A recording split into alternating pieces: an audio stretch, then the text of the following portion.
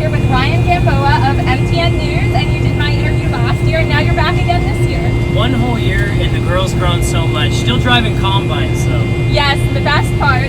Well, thank you so much for coming along and taking a ride. No, I'm happy to come out here and see you, and I'm happy to come out here and meet Trevor. He's a stand-up guy, and it's always fun to get out here and ride in the combine. I think that's the coolest thing. Yes, well, we're so happy to have you. Come back anytime. Thank You're you. always welcome. Thank you. Good luck at school. Thank you so much. Could you speak a little bit about the awesome new opportunity you have? No, it's been super great. We had some changes made at our station, and I've taken over our morning broadcast 5 a.m. to 7 a.m. on Channel 3 CBS in Great Falls. And it's a pretty big market we go to, so I get to do great stories like this. Schedule's changed. 1 a.m. to 10 is a little different, but it's such a great show. You've got to check it out. And for viewers not based in Montana, how do you see it? Because it's such a good show. We have a streaming app, KRTV. You can find it on any Apple, Google Play, things like that. And then you just stream it. Maybe we're on Mountain Time, so you find it there 5 to 7 a.m. Mountain Time. Shouldn't be too bad. I think you can find it there. You can find all our stories on our app too, which is cool. Oh, that's awesome. Well, Ryan always does the best stories, so you must check them out. But our truck driver, Darcy, he was so excited when he found out you were coming because he loves the morning show. Well, you know, the nice thing is to know that people watch it. Sometimes you talk to a camera and you don't know who you're talking to, but when you get to meet viewers and people who do like what you do, it makes it all that much better. I'm sure it's the same with you, right? Oh, definitely. You're a star out here on our farm. Well, I We're so appreciate happy to have you. You're a star at the station. They're going to be talking about this for a while. So. Thank you so much. Well, it's always awesome to drive combine. Do you feel like you learn a little bit more about combining each time? Each time I come out, I learn. Every story I do, I learn something new, especially in the agriculture world. Like, I mean, especially this. I had no idea what it was like to be in one of these before I met you last time. So now I had an idea. At least it's got air conditioning. Poor Trevor's been working in the heat a couple days, right? Oh, totally. But no, that's just part of the gig. I mean, this has been a blast being in Montana. Agriculture industry and everything in between. And look at her. She's driving with one hand right here. Like, that's how good she is. Second nature. Been in here since before I could walk. Yeah, no, that's awesome. Would you like? Here I've got Ryan in the combine driving. First pass ever. They're trusting me. They're putting way too much trust in me right now. Oh, you got this. You're doing awesome. You can even go faster if you like.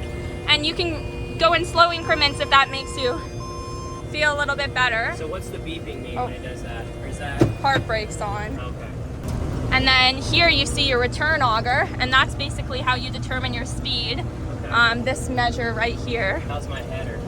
Is it all right? Or Yep, maybe a little bit higher. So one click, there you go. And you're going about a good speed. So this thing does all the work for me. I just sit here and cruise, and as it goes. Well, it's not auto steer. You've still got to drive it. Steer? Okay. So what else makes this so? I mean, no, I don't have any questions. This is crazy. Oh no, you're Anything okay. else I should be looking for down here? If there's a rock in the swath, typically you'll move your header up a little bit, but it's mainly. Should you be watching? Yeah, you want to scan the whole area. Typically, it's just your hydrostat and your steering, so your speed, your up and down of your header is what you're working on the most. It's a good sport. Yeah, Trevor's an awesome sport. It's super dusty, so he's making a second I know, pass he's outside. like a real good sport for this. Oh, he's awesome. How does it feel to be in the driver's seat? I feel like an actual farmer. Like, this is what I came to Montana to do. Like, this is crazy. Well, we'd be happy to have you out next harvest. No, I'm serious. Well, That'd the be combine's cool. set aside for you, I actually. would do it. I don't want to slow you down. Am Oh, no, I you're going not, too fast? You're too slow? You're taking my job already. You're not slowing us down. Whoa. I like this. No, you're already a pro at it. You've certainly got it out. It kind of does it itself, so I wouldn't say I'm a pro. You're surely getting there. This is cool. You're picking it up quickly. I can't wait to tell my boss. She's gonna love it. So how do you know if it's digging up here? Where are you gonna see it at? You'll see a little bit of dust piles on the either side of the header, and it's never good on things to run them in the dirt. Right. So that's why you watch that a little bit. And then when you steer in a combine, you always steer this way, and then you give it a little steer back because it likes to just go off in one direction. One way? Okay. Yeah, no, exactly. So you've always got to be making little minor adjustments. Your speed's looking good. I guess I should keep my hand on it, huh? That's what you do? Yep, typically you do. And maybe a little bit smaller movements on the wheel. And it might be uncomfortable if you might want that down a bit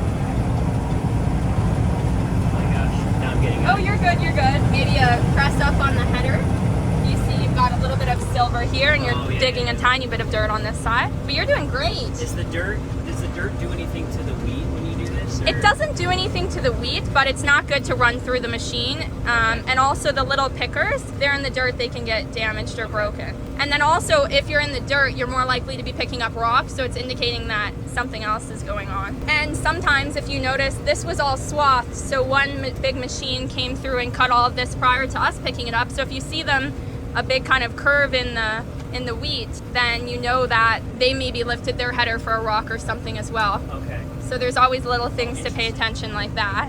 What makes this area so good for wheat, you know? Yes, so the Golden Triangle area is well known for being the highest producing of wheat and barley in the country, really.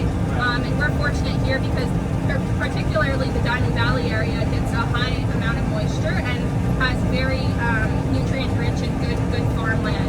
If you go south of us, you'll notice that there's some white on the soil, which is alkaline. It's basically like baking soda, so your crops won't grow in that. And it's really difficult to combat. You see MSU Extension working on kind of solutions and things you can add to the soil to maybe help with that. Interesting.